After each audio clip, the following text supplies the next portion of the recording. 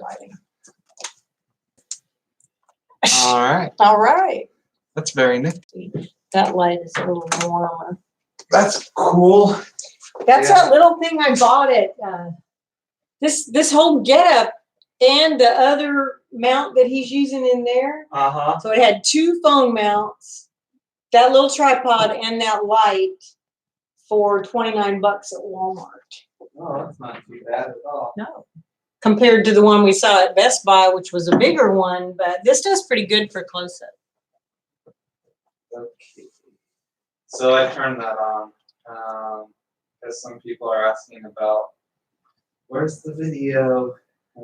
Oh, well, the video's not on here, right? I put the link. I just started it. You just started the. Oh, you don't want to do it on video on YouTube this week? No, we're doing it on YouTube. Yeah. So I started it. Hello. Welcome. It's not 6 o'clock. We got 15 minutes. I know, but people are asking like, "Where's the link? Where's the link?" So the link to this. Yeah, to the video, and I kept saying we haven't started it yet. So. I told him on my Facebook message to just go to our website at www.fumcorange.org. Yeah. It's right there on the homepage. But I can't do. I can't put it on the website until we start it, because it's like embedded. Right. Well, you have to wait till the time. Yeah. Doesn't it kind of count down? Okay. Well, they can just look at me adjust my light.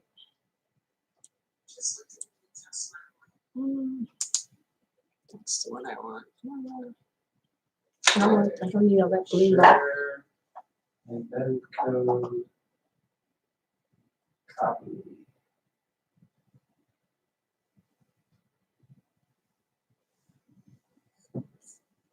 I tweeted at our website today.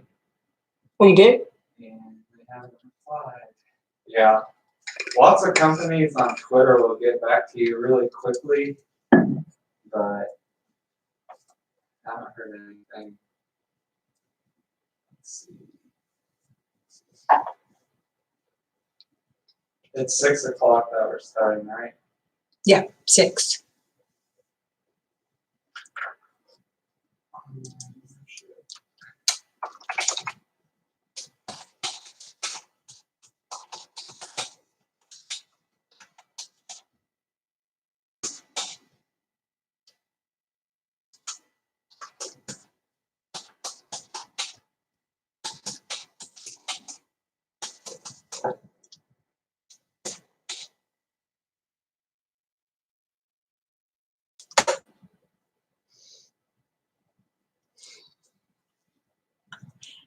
Ginger's ready to go.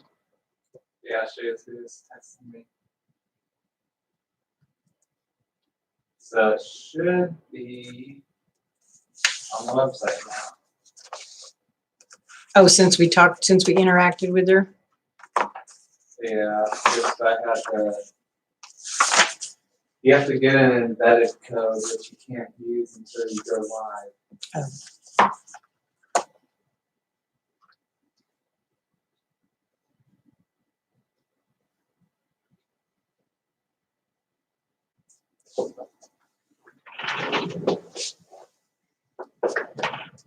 I got me a new little table. Do you see how I put the little table? Where is it? This little table. So I put this so I could be back a little bit further. Oh yeah. And that would probably be okay with this, because then I have somewhere to put my stuff. Yeah, those are pretty nice. I like those a lot. Oh, you know what I need to do? What? Let's go. I don't link it on our website. You didn't link it on our website? I put the link, but I didn't actually hyperlink it so that when people click on it, it would go. Oh, there it is. You got it now? Yep. It should be. Yeah, it's on there now. Do you want me to put something on social media about it? If you want to put it on our Facebook page. All right. Or if you want to go to my page, I just shared it, but if you want to share it from there. Allergies. Yeah, I was having issues last night. Itchy eyes. Then I was worried. I was coughing. Oh no. Yeah. Don't you be coughing. Well, you can cough. It was kind of only when I was holding Roman. And I was like, how could I be allergic? I've never tested allergic to dogs. No. Well, she did say it might have been the venue. Yeah. She did say she didn't brush him as good yesterday, but she brushed him really good this morning before she brought him. So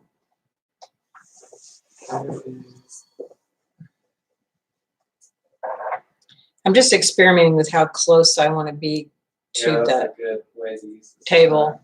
And then it was like, but I can't use my computer that way because I can't see. I mean, I can see. Yeah. It's like it's in that in between of it's not really close, but it's not really far.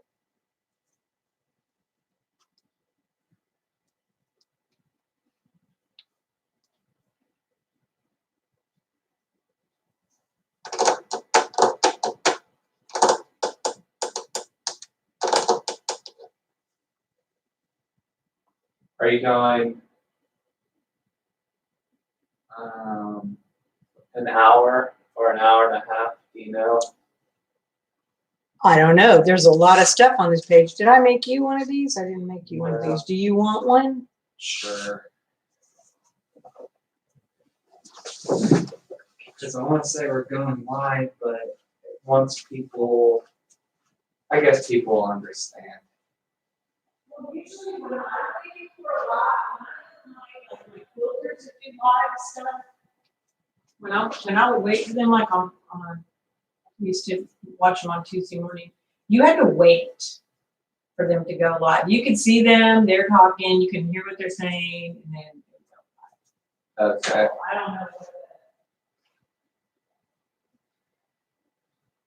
Post. Not now.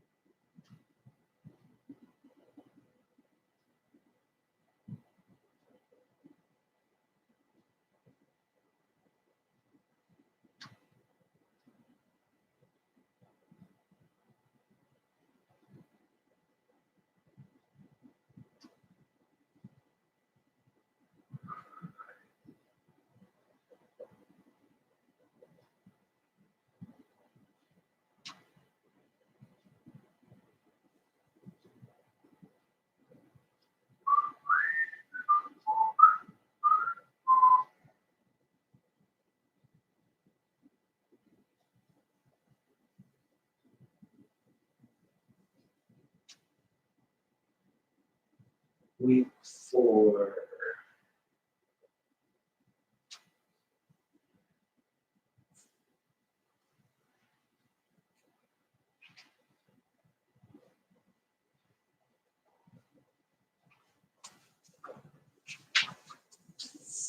Thank you.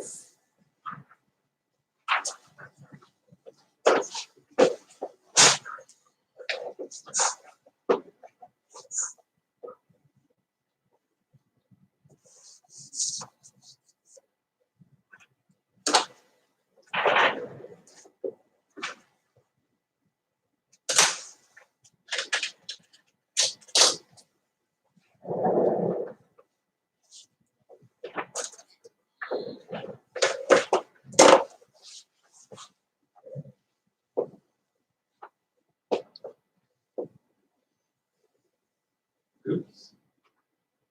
What?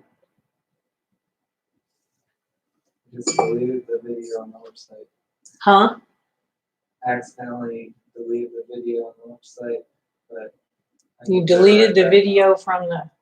I was editing something And you deleted it? but I hit cancel, so it didn't save. I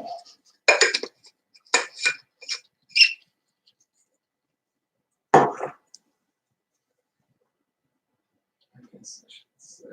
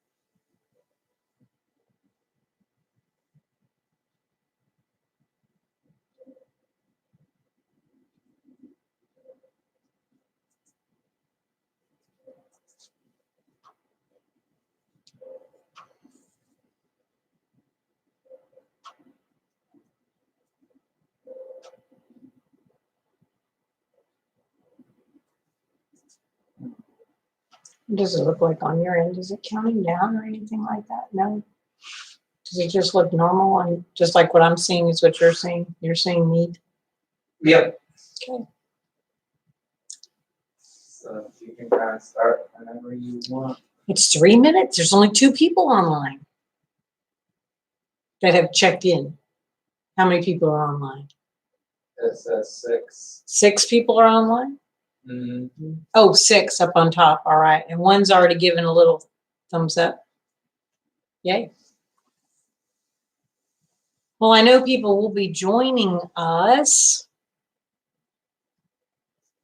Yeah, we have another 7 minutes or so. Or 1 minute, sorry. Yay, Devin. Thanks for watching.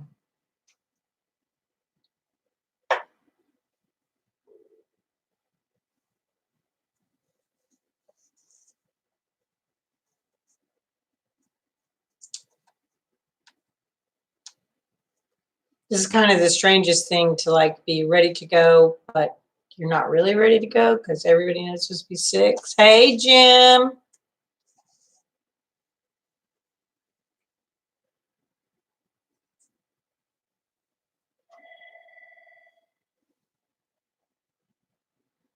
Somebody's at the door. I don't know who's at that door.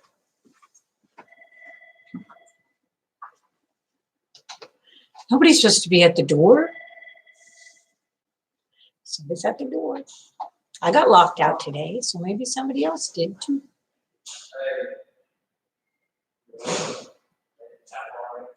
Yeah. Oh, I know who that is. Probably Blake.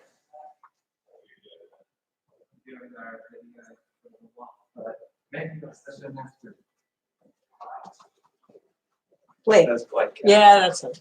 There it is. Okay. So see, he was before 6. See, that's right. Didn't totally interrupt us.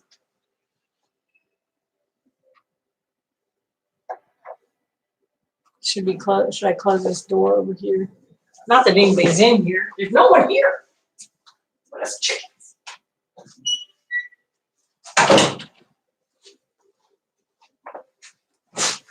All right, 6 o'clock. Welcome, everybody. It is awesome to see you. I'm Pastor Lani Russo, and this is our 4th chapter in the book, our 5th time to meet together as a class, and our 2nd time to meet together virtually. And so I welcome you. Glad that you're here tonight. We had quite a few folks join us last week, and so maybe we'll have some more. I did a much more detailed guide for us tonight, I guess. So hopefully you got that. I think I sent that out to emails on Monday. And so hopefully you've had a chance to go over some of that and look at the questions. And I also recommended, if you had the chance to, if typing while you're thinking is kind of a challenge, then that maybe you could put it into a Word document, cut it, and paste it into the dialog box. And somebody was asking about how you did that, how you joined in. Somewhere on your screen or on your phone, there should be a place to put comments during the live feed, and that's where you would put your comments. And that's where Randall is here with me tonight. You can't see him. He's on the table at the conference. He's at the conference table with his computer, and he is... oh yeah, he's also First United Methodist Church Orange. So both he and I typing the same thing, but he's kind of my eyes and making sure that he catches everything that I can't catch, because that's one of my challenges, is paying attention to what's going on another part of my screen when I'm trying to focus on the books and everything. I did a new setup, so I've got things kind of close by me, and so hopefully that'll work out tonight. So anyway, let's get started.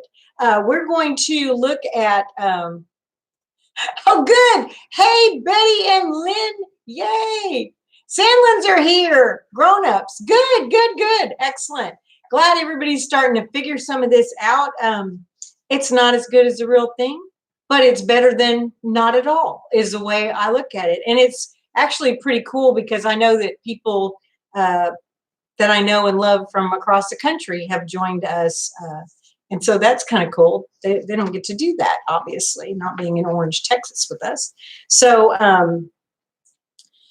I gave you some questions to think about. And for those of you who are just kind of observing, I'll go over these as well. But since our last session, how did you share the love of Christ with others? Remember, last week we talked about serving. And so serving each other. So even though that word share is there, share will be next week, but this is a different kind of share. That's sharing the love of Christ, because remember, he said that we living out our faith and doing things for others, that's sharing.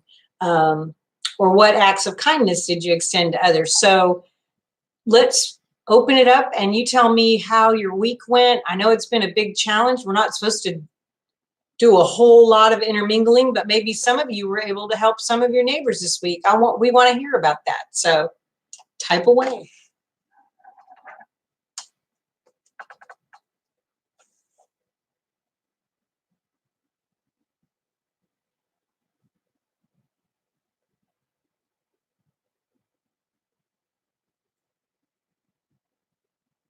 Nobody?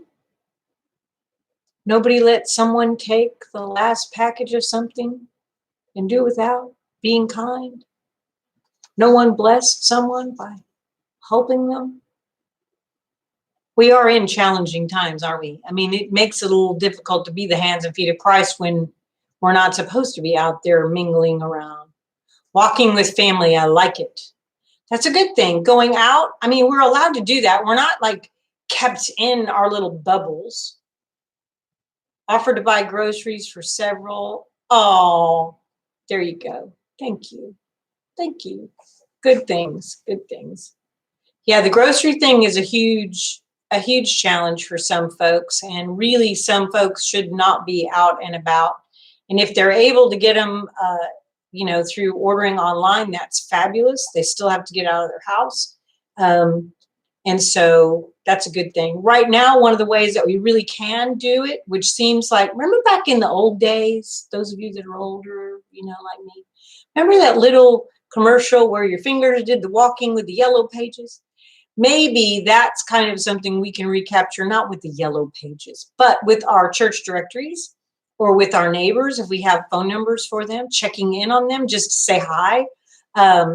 I heard from a couple today, stopped by the church to bring something back that they had borrowed. And they said, it's only been 1 week, but it feels like it's been forever. So I know time stretches like that. So little things like that, a little call, just checking in, saying hi, all that good stuff is a good thing that we can do that seems like it's nothing, but really could make a difference in someone's life. Here's a good one. You may have more answers for this. What frustrations did you experience as you practiced the discipline of service and sought to extend kindness? Did you have any hiccups with that? Any frustrations with this whole situation?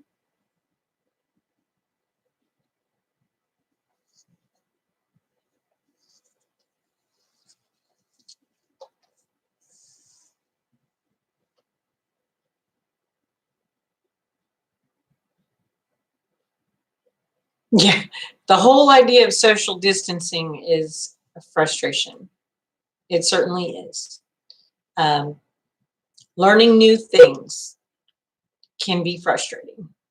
Although I'm so terribly grateful to have young people around me who know things and are willing to share. Yeah, I can't hug that whole thing. Those of us that are huggers, it's kind of rough, I mean, we're used to doing that, but I understand why we shouldn't. Some of that's pretty frustrating. All of it is. I mean, some of it doesn't make any sense. I mean, but when it's really serious, it makes sense. So what ways did you have any joy in the midst of this craziness this week? Maybe not even in your serving, but just where have you found joy? People have been lifting up.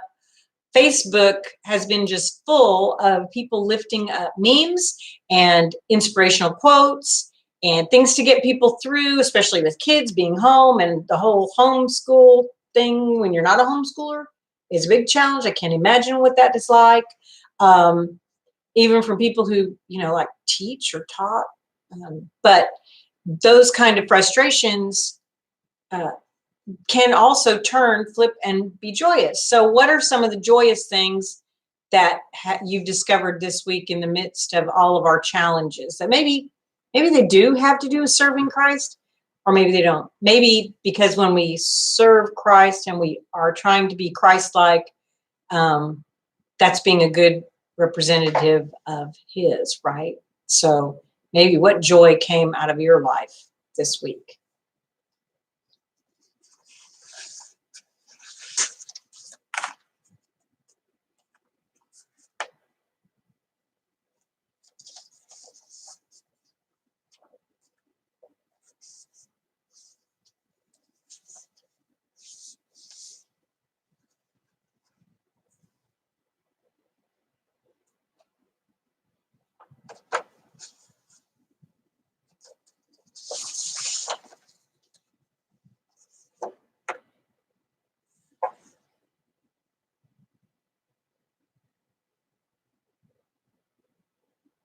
Well, that's awesome. That's really cool.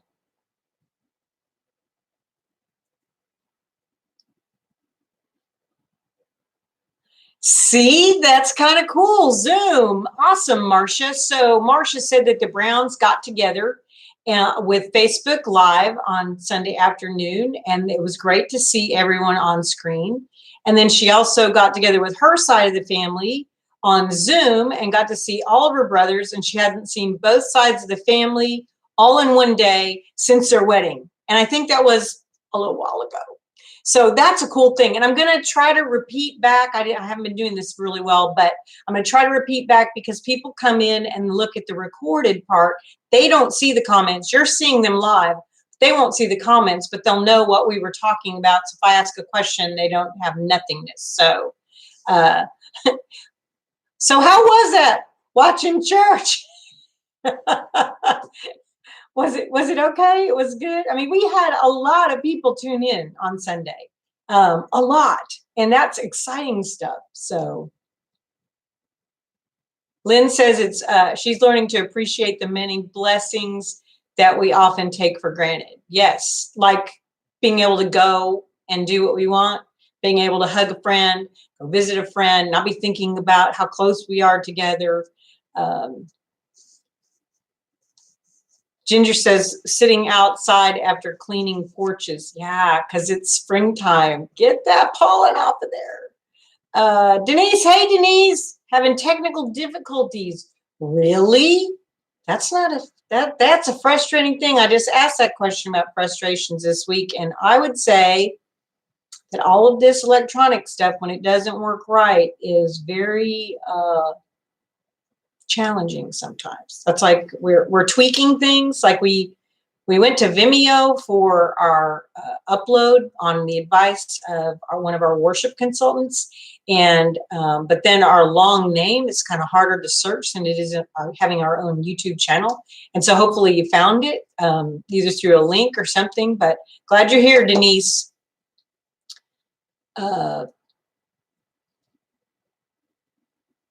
Oh, you loved church on Sunday. Good. I'm glad that y'all really enjoyed it. We're experimenting with multiple cameras this week. I think there's going to be lyrics with the songs.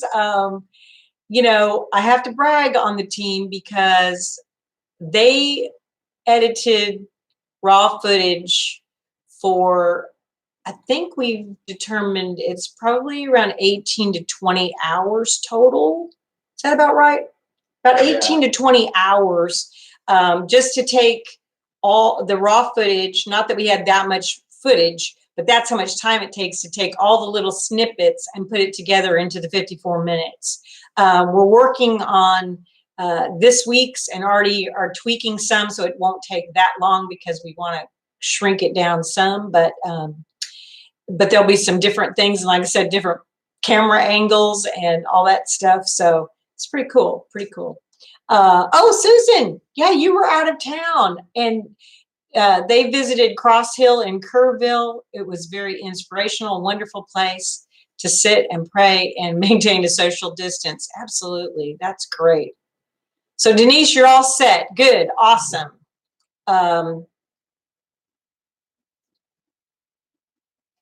Obvious, y'all, yeah, it was. Hopefully it won't be that long this week because we've adjusted some of the schedules for Randall and Caroline so that they can power up to do it, make sure it's there Sunday, but we're hoping that it's well before 10 o'clock on Saturday night. But anyway, it'll still be in the same place. So at least we won't have to go hunting and searching, right, Randall? Yeah. It should be easier to find it. So anyway, all right, well, it's a good check-in. I know other people will be probably joining in as we go, but it's just such a wonderful, blessed opportunity to get together with y'all and in this way. And it's not as good as in person, but I'm really glad to see you because I've been missing everyone too. It was extremely, extremely challenging to be walking around here on a Sunday morning because I did come up on Sunday morning and I was praying and I was a little bit of a wreck. Anyway, it was all good, but the place was empty. I'm used to the place being empty during the week, right? No matter what church I've served, you kind of get used to that. It's a little weird at first, but then on Sunday morning, people are supposed to be here. It's not supposed to be empty. And it was just me and the Lord. So it was a blessing, but it wasn't. It was kind of different to adjust to. So anyway, I'm glad that we have this opportunity to be together.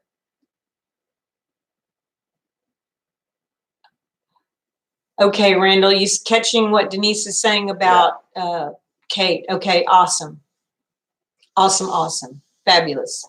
Yes, we will add that to it. All right, well, we're going to dig right into this. We got a lot to cover. I know we're not going to cover all of it because we'll be here all night, and I'm sure we'd all like to sit around and have our virtual snacks together, little beverages, my ice water. I only have this much, and I've already drank some of it. So, because I'm on antihistamines for my, allergy season.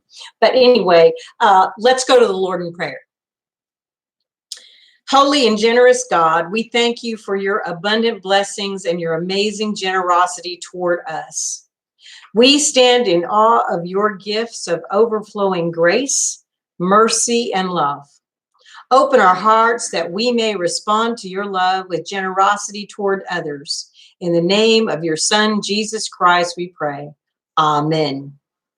All right, so God is so good and so generous, and it's amazing how things can stretch and can be made happen. And that's one of the things. And if we see all of life as a gift from God, then when we go into a topic like giving and generosity, it makes sense that it's how we're wired. It's how we're supposed to live out our lives. So you've got the questions there before you for the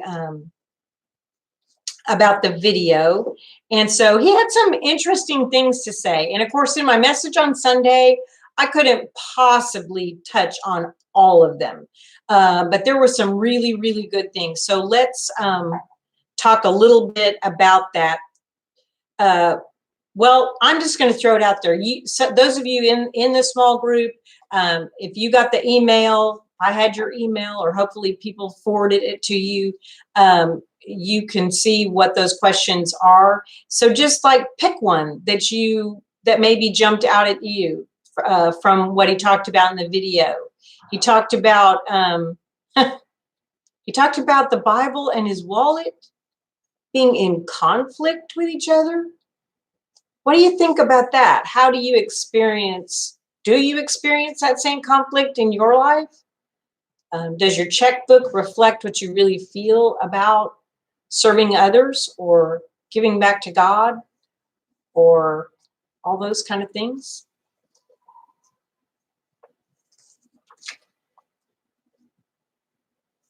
He talked about that experience. He talked about our tax returns or our checkbooks being like selfies, generosity selfies, and a reflection of our values and priorities. What'd you think about that? They are really hard questions, Denise, really hard questions. But that's kind of, remember, there's all this craziness. We're in the Lenten season. And so these reflections are really good for us. It may not be something that we all can articulate even, but I thought that selfie tax section was very fascinating in the book.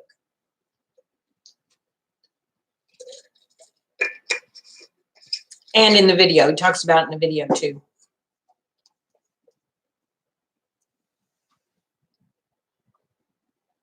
All right, here might be an easier one. What does extraordinary generosity mean to you?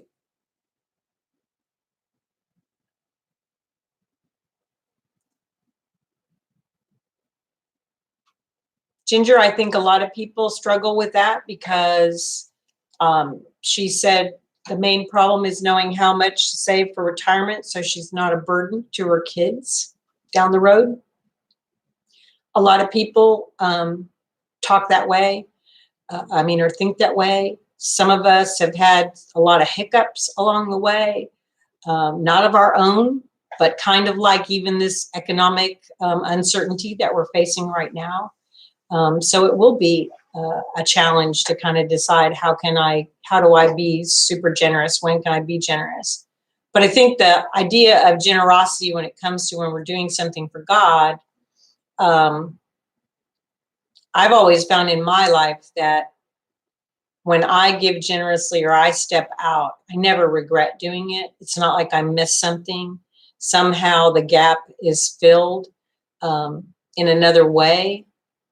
Not kind of like if you do it, then you're going to get all this, blessing. That's a whole different way of thinking about it. But the idea of giving generously of yourself, of your money, of your time and talents is something that just comes naturally when we're trying to follow God, because of just giving back and determining what that is. That's why we talk about a 10% kind of thing is something to shoot for. Not everyone can get there. He told a wonderful story in the video about giving. He also talked about it in the book as well. From the time he was a 14-year-old kid making $75 a week, having to put $7.50 into the offering plate.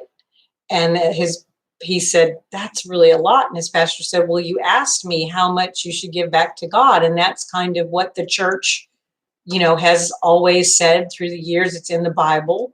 And so that's what it is. And so he just built on that his whole life. And I know that not all of us learned that way. And so to all of a sudden come to a certain point in your life where you want to take it seriously, that seems like a really difficult thing. And yet we get to keep 90%. Does that make sense? But anyway, I thought that was a beautiful part of that also. And I don't think you'd ever be a burden to your kids, Ginger. Come on. Great mom and grandmom that you are.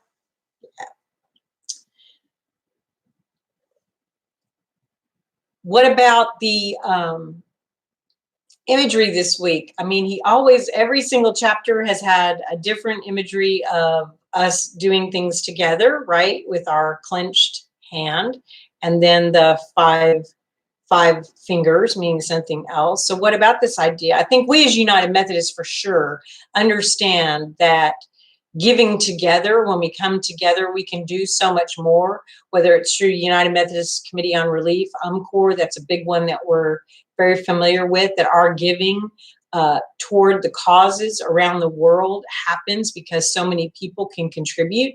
We alone here at First Methodist Orange could not make the impact on our own around the world as it can when we contribute to something like UMCOR, or when we put our giving to the church. We can make a bigger impact when we combine our funds together than we could if we were trying to do our separate charities.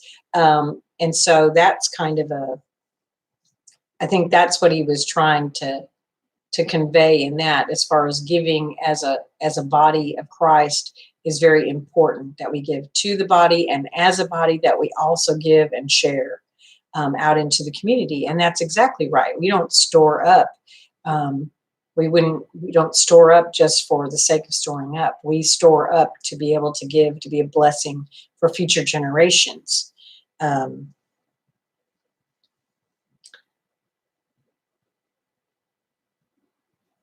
love the last one. I think it's really true. He says that when we die, the only things we can take with us are what we have given away. You ever thought about it that way? The only things we can take with us are what we have given away. How can you invest more in these eternal treasures? What we've given away. Our love, our care, our service. We can't take it with us, for sure.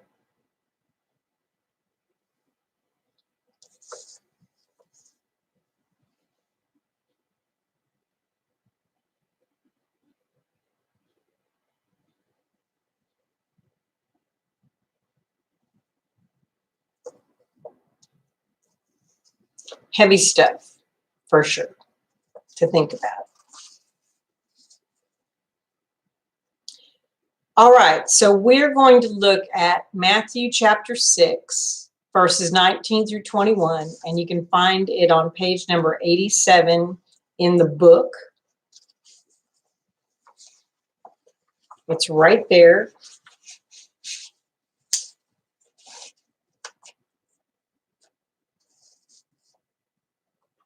From the New Revised Standard Version says it how it's in the book, and I'm going to grab mine and grab mine.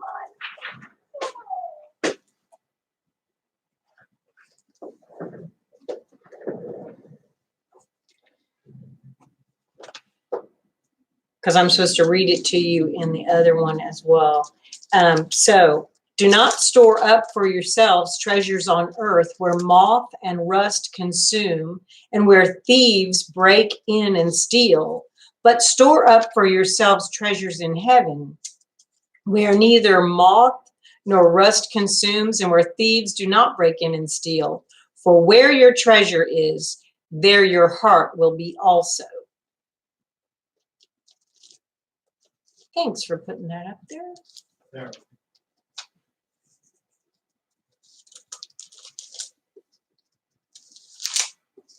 And of course, if you remember that is from chapter 6 is in the midst of Jesus's Sermon on the Mount. The Beatitudes are in chapter 5, remember, and then 6, and it doesn't end until chapter 7. That's Jesus's first teaching, according to Matthew's Gospel, his first big teaching up on the hillside, teaching all the people that as they gather around. So this is within all of this teaching that Jesus does for us. So the Common English Bible says, stop collecting treasures for your own benefit on earth, where moth and rust eat them, and where thieves break in and steal them. Instead, collect treasures for yourselves in heaven, where moth and rust don't eat them, and where thieves don't break in and steal them. Where your treasure is, there your heart will be also. Well, similar, right?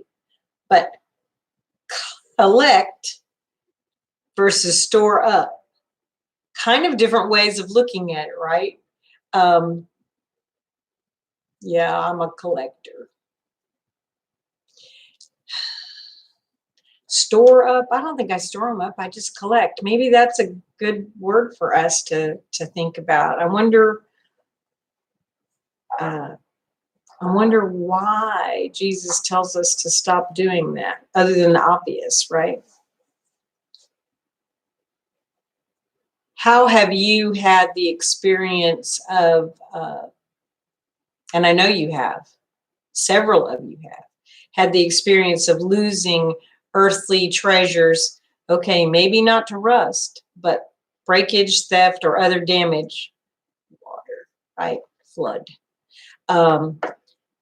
And how have you, that was a couple of years ago, some of you had a little bit more damage with Imelda. So how have you adjusted to that? How does that resonate for you? Most of you that I talk to have a pretty good attitude about it. You'll say, oh yeah, well, I used to have. But I know that it's got to be a real challenge, especially if you were a collector of fine things.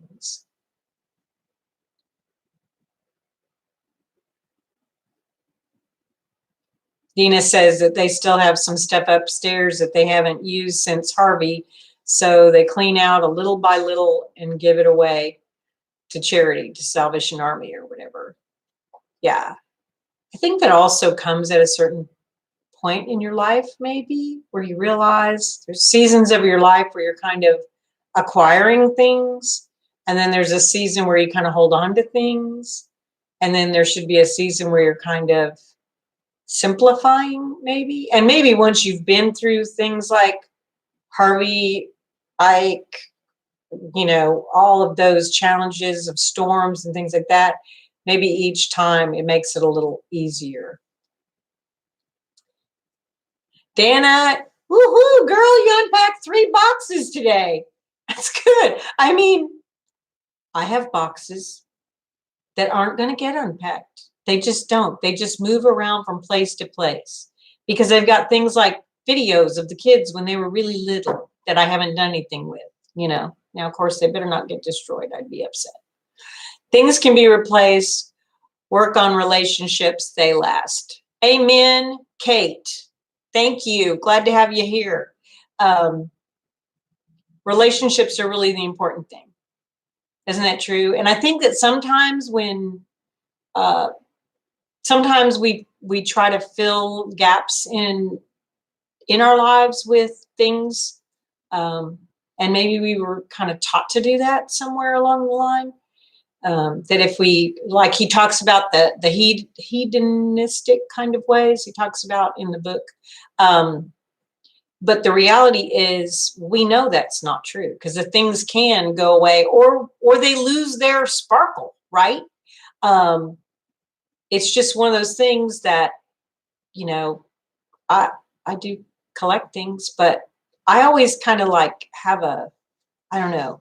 I think I'm different than an average collector because I know people who've been collectors who just go out and try to collect everything they can of a certain thing. And I like to collect as I discover things or find things. And I usually can tell you where I found it and what it was and what it means to me.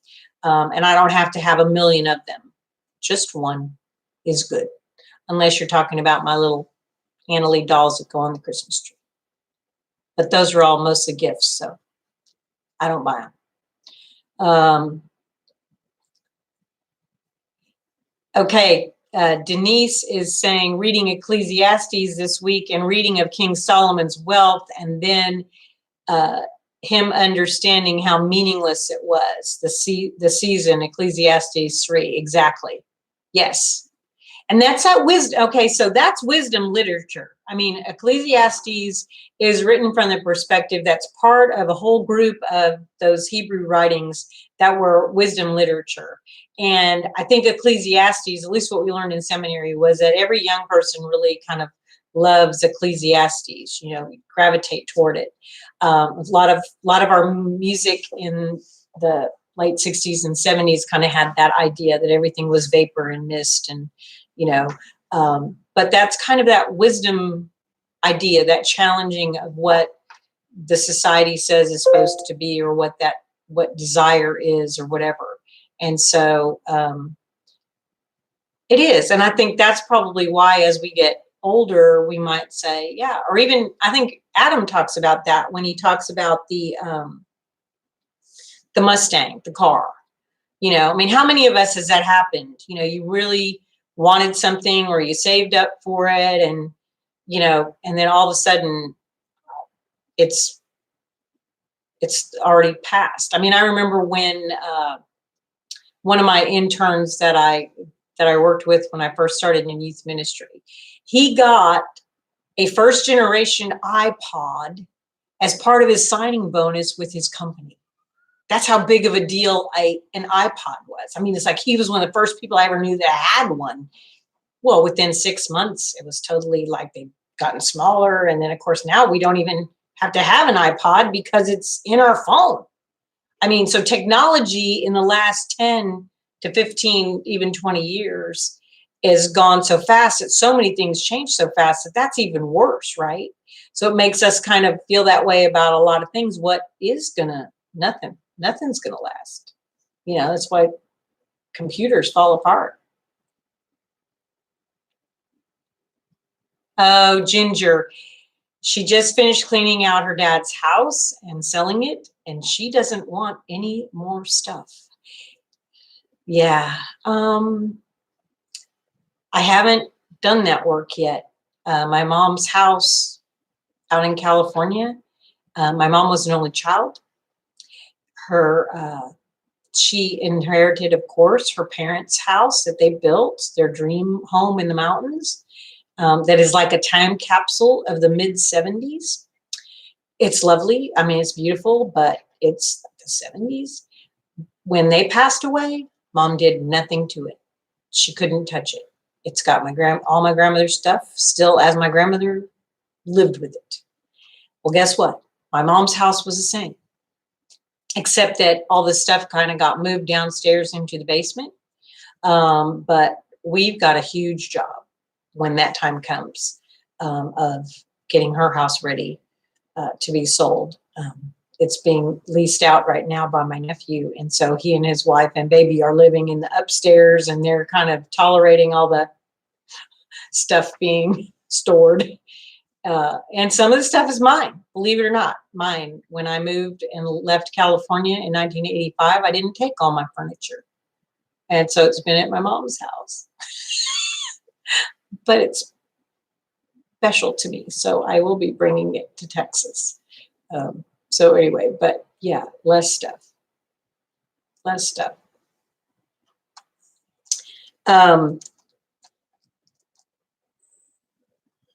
So what kind of things are we supposed to store up that are meaningful and lasting, that the scriptures would tell us? I think somebody already said it with relationships. Kate did that. Time to call Mike and Frank from the American Pickers. Yeah, Denise, I know.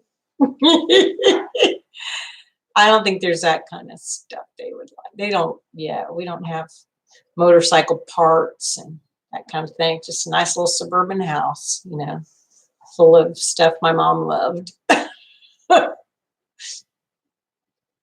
But yeah, I know. So, but cultivating relationships, taking care of each other, even the stranger, even people we don't know, God knows. And so I think that's one of the really, those are the kinds of things we treasure, the things that we remember, memories. I remember Terry Hershey, several of you know that I post almost every Monday his Sabbath moment. And I saw him live. He came to a retreat that I was on a number of years ago. And he told a story about a dad, one of those working dads, right? Who worked all his life and, extra for the great vacations and all these things. And he, there was a time when the kids were old or grown, whatever, and they must have been talking around the table, how sometimes families do, about things that they really remember. And he was thinking, this dad was thinking, oh yeah, they're going to talk about that great Disney World trip and things that we went and did, and the boating and or whatever. And both sons remembered the time that he came home from work and wrestled on the floor in the kitchen while mom was making dinner as their most incredible moment of their childhood. Now, the sad part about the story, or the poignant message of that, is that was none of those fancy things. And that dad knows that happened one time. It was not a regular practice of his to come in and wrestle on the floor while mom was making dinner. That's the kind of treasure that we can store up. And I think that's what Christ is trying to tell us. It's those experiences, those memories, and what we think might be important is not going to be important. In fact, 2020 and COVID-19 maybe filled down the road with many important memories, just because we've all gotten to be together and been intentional about connecting.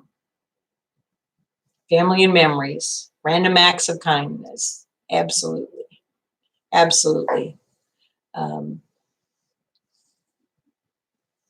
So those are the kind of things. And I will never forget that image of that story, because I know that, well, I haven't asked my kids that question, but I guarantee that there's probably things like that, even though we were, kind of always together, and we didn't do fancy vacations and stuff like that. But I think it's probably those moments, at least those are the ones I treasure, the little simple things of, playing with Play-Doh and making a mess and cleaning it up and laughing and giggling and stuff. So It's all about that kind of thing.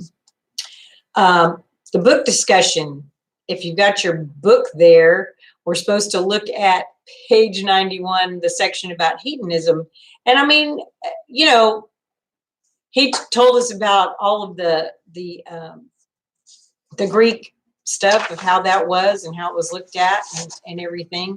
And I think that probably it's been a while since I looked at it in that perspective, but it definitely is something that we often do, is chase after something that really is nothing. How are we doing on time? Are we okay on time? How are we doing on time? 41 minutes in. 41 minutes in. All right. So let me find where I'm at on my stuff here. Okay. So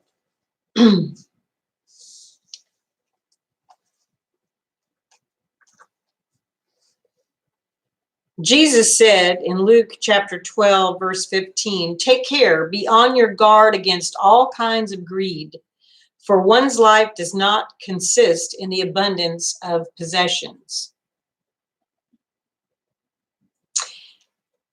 And in contrast, Hamilton writes, "We live in a society where every voice around us is telling us just the opposite of Jesus' teaching.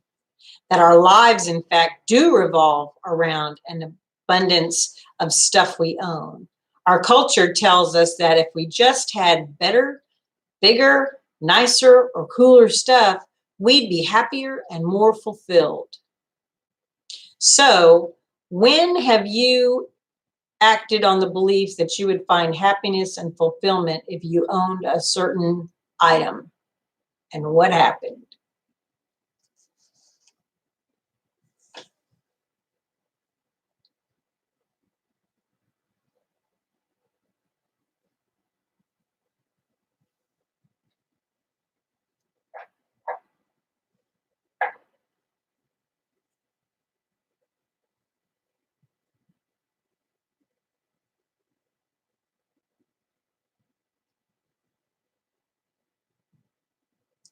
My mom tells the tale of when I was a tiny little girl and I wanted a Chatty Cathy doll, some kind of a talking doll.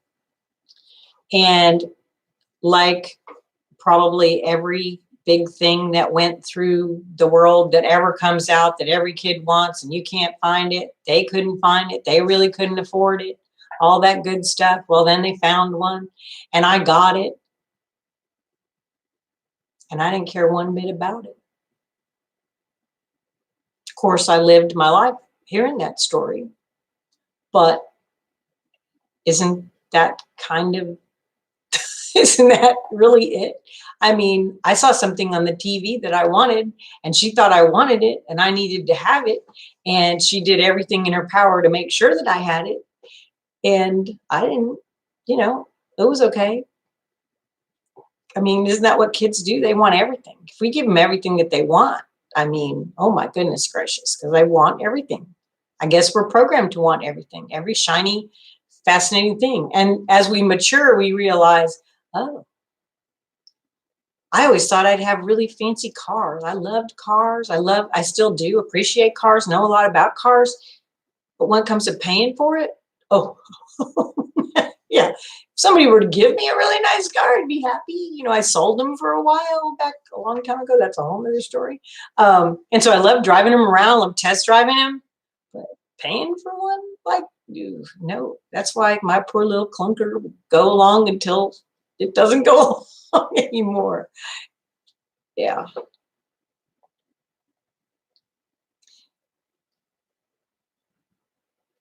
Oh, yeah. I used to do that too, Denise. She's true confession. Her possession obsession is shoes. They make you feel better for a little while. Yeah. I mean, it's nothing like a good pair of shoes.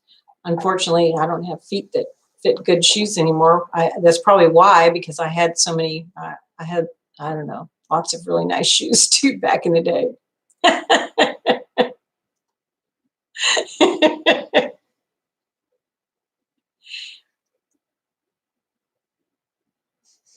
some things are like that. I mean, but it's like, I could understand where he's saying, but the reality when he's talking about in the book and of this idea of being satisfied with what you've got, being thankful, having gratitude for what you have, then that does change it. And he kind of did that through the story with the Mustang.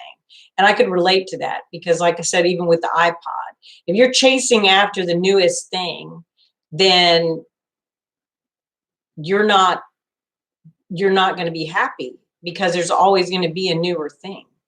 It's not going to be the thing to make you happy. Maybe you'll be happy. I hope you're happy in your real life without the thing, but don't let it be because you have the new fanciest item or whatever, right? I have my girls like shoes. My husband used to collect shoes too.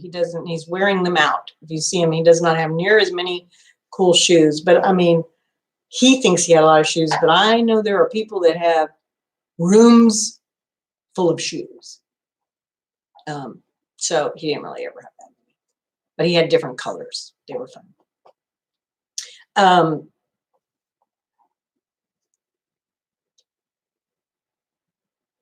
So Jesus's words again, one's life does not consist in the abundance of possessions, from Luke chapter 12, verse 15. The keys to a good life are gratitude, living purposefully. That's one of the things right now, trying to find things for us to do when we're in this kind of self-distancing. I've been hearing stories of clean-outs, people clearing stuff out, cleaning up, keeping busy. Something about keeping our hands busy. Some people are taking back up knitting or crocheting, or Saturday I worked on a little quilt top that I bought the kit last November at the quilt show in Houston, and it's a gift, and I hadn't even touched it. I mean, I had touched it. I looked at it and said, I need to do this. And so I pulled it out on Saturday because the sermon was done. The young people were doing their thing, and I didn't have anything to do but be close on the phone, answer the phone, talk on the phone, text on the phone. And so I was working on that. And so I made a good little bit of progress on it because I had to keep my hands kind of busy. Just was one of those things. And I had the space. Space in your time, in your schedule, is one of those things that allows you to do that. And generosity usually pours out also. When you have space, that's when you can say, oh, I could offer to help my neighbor. I could see if they need me to help them do something, or if I need to go get them groceries. When it's that space. When we're busy in our frenetic schedules or chasing after something else, we don't even think that way. Gratitude is what he talked about, and giving thanks for what you've already had. And I think that's a really important thing. Gratitude for what we have.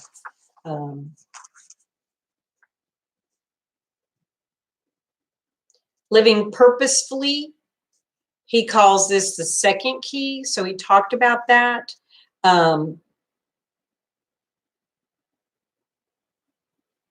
This is going to be one of those questions for you just to reflect on yourself. What does living purposely, how does that add meaning to your life? So those are things to reflect on in the coming week. What things really add meaning to your life? How do those things involve you, and what gives you a fulfillment and a sense of purpose each day? That makes it a challenge.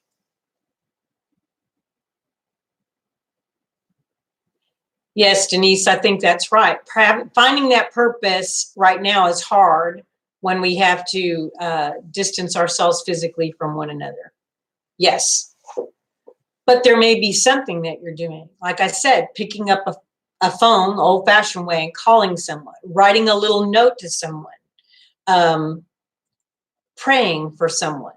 I mean, there is that intentionality, but yes, I understand. It feels like it's not as purposeful. And because you've got, you know, normally our weeks are set up with this is what we do and this is how we have our routines, and it all makes the whole is what makes it happen. And when we strip all that away, that's the challenging part, right? I mean, I don't have the choirs not singing upstairs. I didn't have dinner in the Family Life Center with my people that we all gather together and eat. You know, it's been very different to adjust to. So for me, I'm still physically in the place, but it's not the same without y'all being a part of it. And so it is. And I mean, I have to call to the hospital. I cannot go visit when someone is in the hospital. I cannot go visit people. It's a very weird thing as a pastor. Not that I get to do that all the time. It's not like something that I do every single day. But the reality is, like someone said, I think on TV or something that I saw recently, it's like when they tell us my YouTube friend in the UK, she said, when they tell us we can't do something is when we want to do it. Because she really leads a very solitary life with out on a farm in the middle of nowhere. And so, but now that she's supposed to be distancing, she's like, but I want to go into town. And yeah, is that part of what it is too? I don't know. Introverts, talk to me. Yes, Susan, it makes you realize that the people are the church. I mean, isn't that, we say that all the time. It's the people. It's really not the buildings. It's the people. And yet sometimes we get hung up on the buildings and we forget that it really is about the people. It's about, that's why even getting together like this. Yeah. Purpose is helping out. Yes, Ginger, helping others when you could before all of this happened. Yeah. And so the reality is we know we will have that again. So there's got to be this season where we have to kind of retreat from it. And maybe it's a time to really assess what are those things. And obviously family things are super important. That, you know, that's super important. So we have to always keep that in mind. But what are the other things also? Who are those people in our lives that are like family, that give us our purpose as well?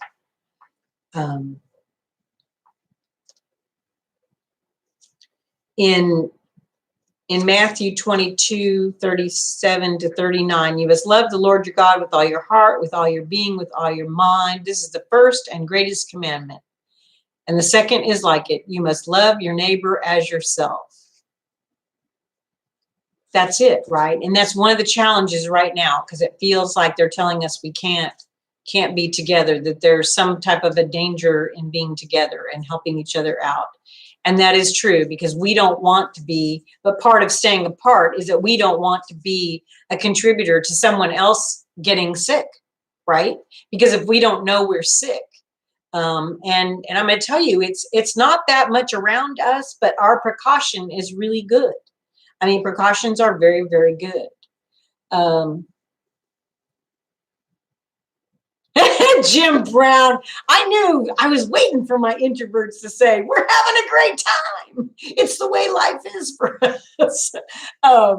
Normal, and it's no big deal. Yeah, it's, I know. I have friends that are introverts. I know it's hard to believe that I would have friends that are introverts, but I do. And actually, there's a part of me that really likes it too. Usually the church, I'm so busy that when I go home, I like to just be in my little nest, and that's how I can love to do my quilting and that kind of stuff, which people are like, really? Like, yeah, no, really, I'm an extrovert. I get life from people, but I have to unplug. I have to have my solitary time too.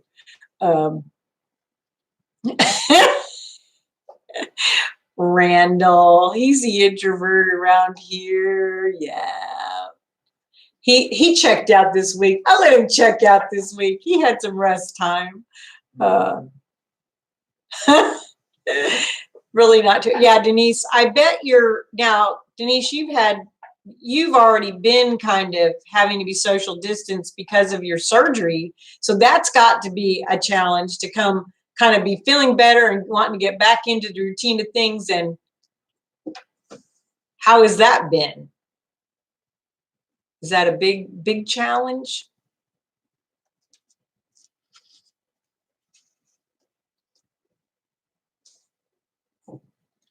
She's not going to answer me now. She's typing faster. She's just going, I'm not going to say.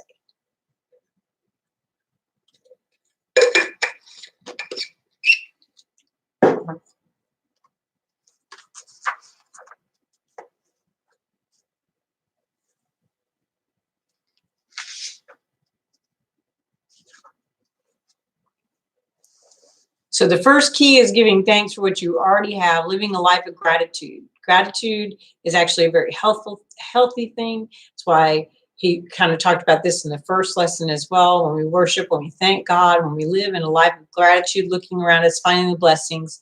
And you'll even see that there are going to be people, and I would venture to say that it's probably Christian disciple people, us, hopefully, that in this setback, these challenges, that when we find blessings in them, other people are looking to that. They will say, oh, wait a minute, because there are definitely going to be grumblers out there. And I haven't been out there. Don't plan to go out there if I can help it. I can cook something up with very little at home. But so I'm not out there. But if there's grumbling going on, it's probably from folks who maybe don't have this attitude, this understanding of gratitude in the midst of challenge and suffering. Denise says she's got the social distancing down. Yeah, I know. You'll be ready for a big get together when it's all over. I think we all will be ready for a big get together when it's over. So we've got gratitude. So being appreciative of the things that we do have, realizing when enough is enough, living purposefully, trying to find some way to fully love God and love our neighbor. That's what we're doing with this class. And then generosity. So that's where the generosity is the third key that he writes about. On page 103, there's a little quote there that says, because we were created in the image of a generous God, we were created for generosity to be the regular rhythm of our lives. I'm going to read it again. Because we were created in the image of God, of a generous God, we were created for generosity to be the regular rhythm of our lives. We were not created to just hold it for ourselves. We were created to give love, to give life, to give joy. I mean, we were created to do that. Little babies, they don't even know. But Joseph was up here the other day, and when you talk to him a certain way, he gives you that little smile, and he just gives you joy right back. You know, they just can't help it. They're joy givers, because that's how we've been wired. It's the rest of things that kind of get us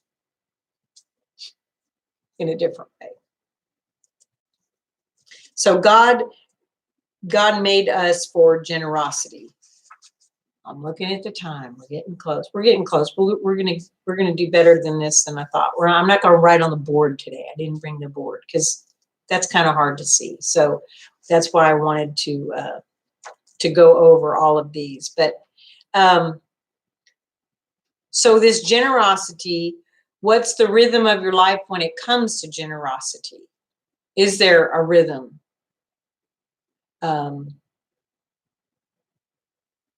Are you generous when there's someone in need? I think I've seen that a lot already. If we know a need, it gets taken care of. I mean, there are people who are generous when they know there's a need. It's harder to be generous when you don't know a need. And that's why it's important sometimes to always name something that's needed.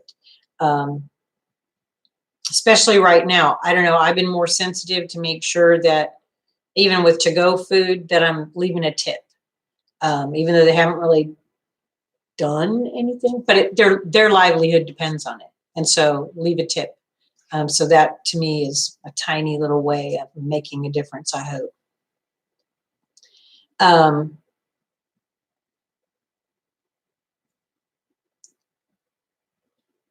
So how does a practice of generosity help us grow deeper in our faith? That's probably a really big question for us to consider. Jesus talked about giving and serving more than he talked about a lot of things, right? He talked about wealth and possessions. Of course, he was talking about what he's observing in his life. I wonder what he would say about ours. You ever, that old question, what would Jesus do? I wonder what Jesus would say if he saw our lives, if he saw all that we have around us. I think I mentioned when I went to Kenya and how the joy that I saw these young people have when they began to be able to take care of themselves. They were all entrepreneurs through a wonderful program called Zoe Empowers. And every group that we visited with, from the ones that were just starting out, who had almost nothing, who, and then up to the ones who were in their third year and getting ready to graduate, who had developed businesses and were already sharing with others in the community. If it was a seamstress, she's already teaching other young women in the village who weren't part of the program how to sew. A fabulous, fabulous program. So these kids who had nothing, who how badly they were treated, but all they could say was the joy of being able to give generously, to give back into the community, to share with others what had been given to them.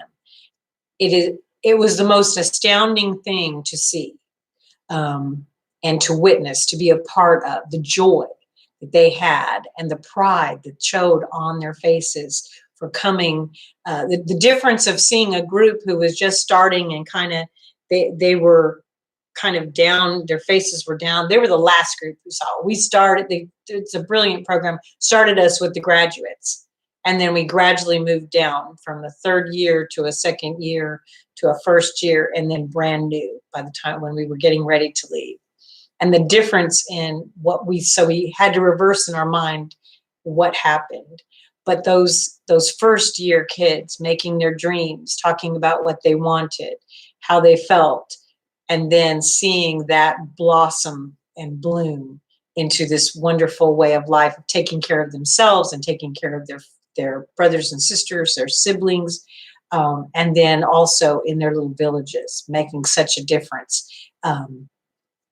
It was nothing like I'd ever seen, that amount of joy. And yet what they had was so little by our standards, by our Western understanding of things. But they were so filled with joy.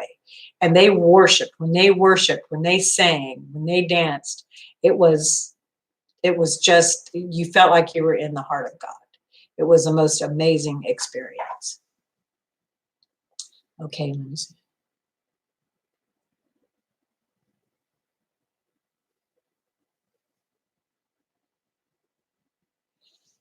So how can we use technology to let others know? Jim's asking what the needs are, perhaps starting with the congregation and moving outward. That is one of the things. One of the biggest challenges we have right now is not the people who are connected, but the people who are not at all connected. So it took, we sent out a letter. And so we're hoping to keep people connected in some way, because those are the people that feel somewhat lost. Does that make sense? They feel a little bit out there and lost. So maybe through this technology, we can do some of that connecting, trying to figure that out. But I know that, our board met last week on Zoom. We're going to meet again this week. And I heard from one of the members today that they couldn't get on to the Zoom. They were having trouble doing that. And so it's an imperfect thing. But as we know of things that can be done, of course, we can reach out. So far, people seem to be doing okay. I know there's, in different parts of the country, there are groups, like I know Susan's on here, she's a quilter. There's quilting groups that are getting together and making masks that have a little pocket that they can put that filter in, and they can be washed and laundered by the hospitals and things like that. I have not seen anything like that come down from our counties. That doesn't mean it won't, but I haven't seen anything like that. The main thing is kind of just getting the word out of why it's so important to stay social distanced, not gather together.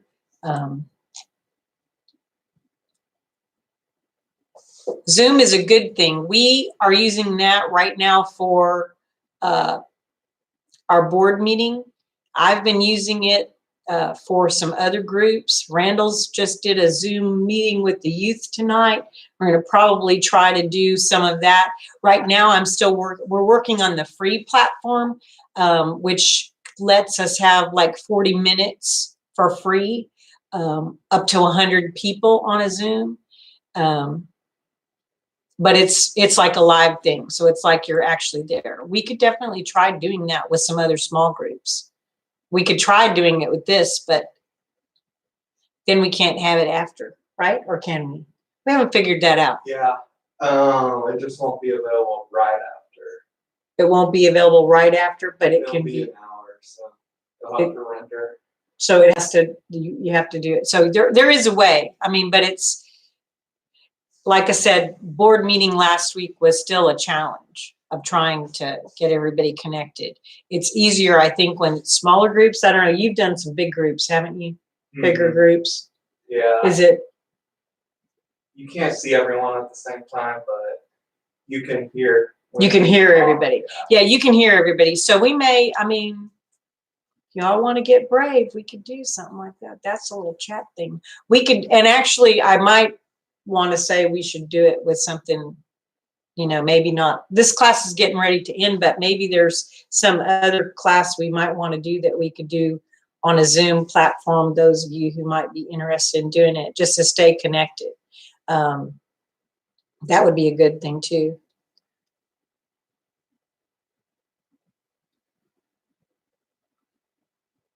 Just signed up, has to choose, yeah, not to communicate with the whole church, no.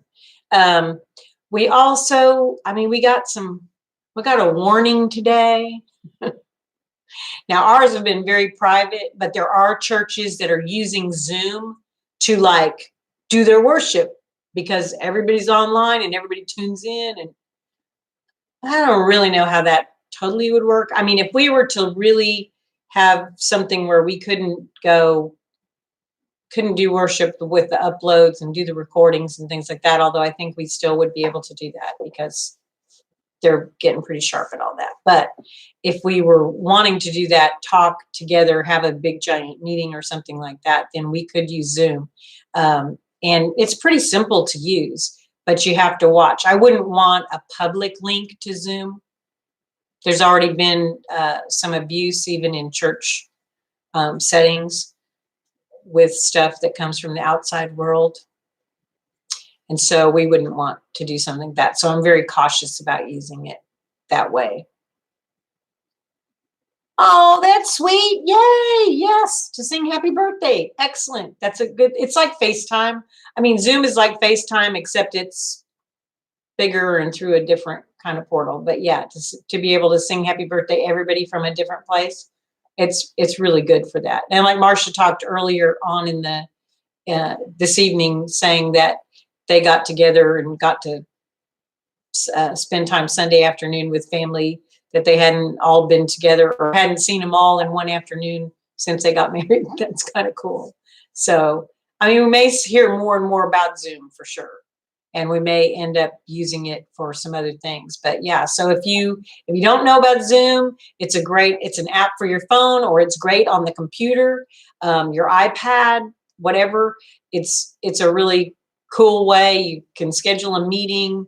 If you're the host, you invite your people, you send a link, and it's really good. Like I said, you can purchase $15 a month and have unlimited meetings and unlimited time. You have unlimited meetings on the free one.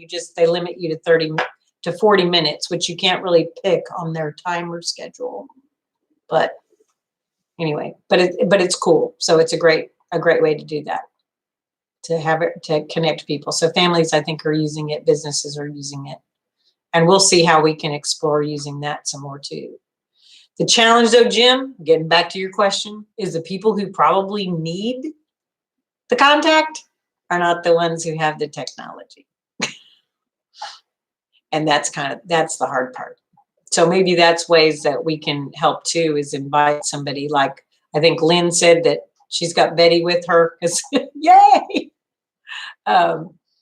So if we know somebody like that, then they can, that we can be helpful, and we haven't been out somewhere, where we might have got germs on us or whatever. So anyway, so just continue to hang in there. It's not easy. It's a huge challenge. Thank you for bearing with us. We're going to try to keep improving every single week. This is week 4. We've got 2 more chapters of the book. We probably will not be back together again until into April. We're not sure when. So we will keep you updated as best as we can. Just trying to get everything accomplished is really a big challenge, but I'm so glad that we've had this time together this evening. I hope that it's been a blessing to you just to gather together. I know that some people aren't on the feed because they're busy, with other things tonight, but that's what happens in small groups anyway. Some people can come and some people can't, but hopefully they'll be able to tune in on Facebook or YouTube later and at least hear some of our discussion tonight.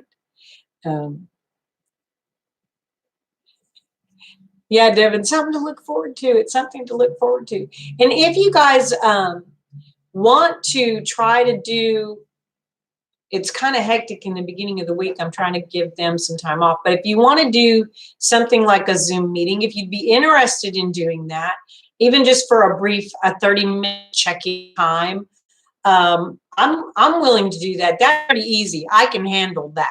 I can handle that from right here on my desk. So if you'd like to, just shoot me an email, or send me an email, pastor @ or Lani @ or wherever you can find me. But you can send me an email and say you'd be interested in just doing a Zoom meetup, and we can set one of those up. 30 minutes, check in, pray for each other. That would be a great thing to do. And so interested in, and I think that would be a fabulous way to, again, stay connected, figure out a time when's a good time for everybody, and we can make that happen. And see, I can do pretty much a Zoom. I think I can do a Zoom from almost anywhere. I mean, I can do it from my phone. It's not as fun from the phone, but I can. So anyway, that would be a fabulous thing until we see each other again, which won't be long. I mean, it feels like forever, but I hope when we look back, it'll be just like, oh, remember that? Remember that spring of 2020? Telling our grandkids and our great grandkids. All right. So living with gratitude, living purposefully, and living generously are keys, essential practices of a Christian life. And they all fit together. So he gave us our challenge. So we give together as the body of Christ in our church. And then he said 5 generous acts of generosity this year. So extraordinary acts of generosity this year, I think is how he said it. I'm looking at where that is, but I don't see it in my little thing. Get to the end of the book and I'll find where he said that. Where he's got the little challenge. I think it's at the end of the chapter.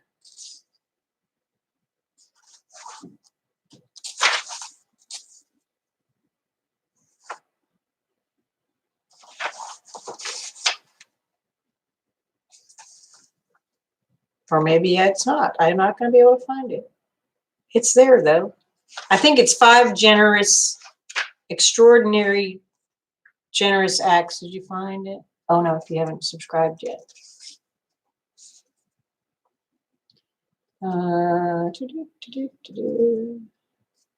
Take a look at your hands. There it is. Oh, 5 acts of special generosity a month. I was saying a year. That's not right. 5 acts. Oh, I know. I'm already jumping ahead to next week. Next week's is 5 in a year, and you'll know why. Because it's about sharing. Not this kind of sharing. Sharing your faith. That's a big goal. So 5 acts of special generosity a month. And remember we said it doesn't have to be a big thing. It could be as little or as simple as giving a little bit extra in a tip or helping someone out in some way. So it can be a small thing, but it becomes part of your daily, your life rhythm to be a generous person. Anyway, let's go to the Lord in prayer. In fact, I'm going to ask you to pray it together. If you have your book in front of you, we're going to pray the prayer that's on page 110 together. You got it? Thank you, God, for everything I have. I recognize that all of life is a gift from you. Please help me to become more generous, more willing to share with others. Help me to live beneath my means so that I might have enough margin to give. Help me to be generous toward you and others, remembering your unending generosity toward me. Amen. Amen. Thanks so much for joining us tonight. See you again next week, same time, 6 p.m. And I'll try to get you the outline again on Monday, and maybe there'll be a little time where we can do a little Zooming. Sounds like fun. Thanks for being here. Good night. Be blessed. Do I not want to end my stream? I do, right?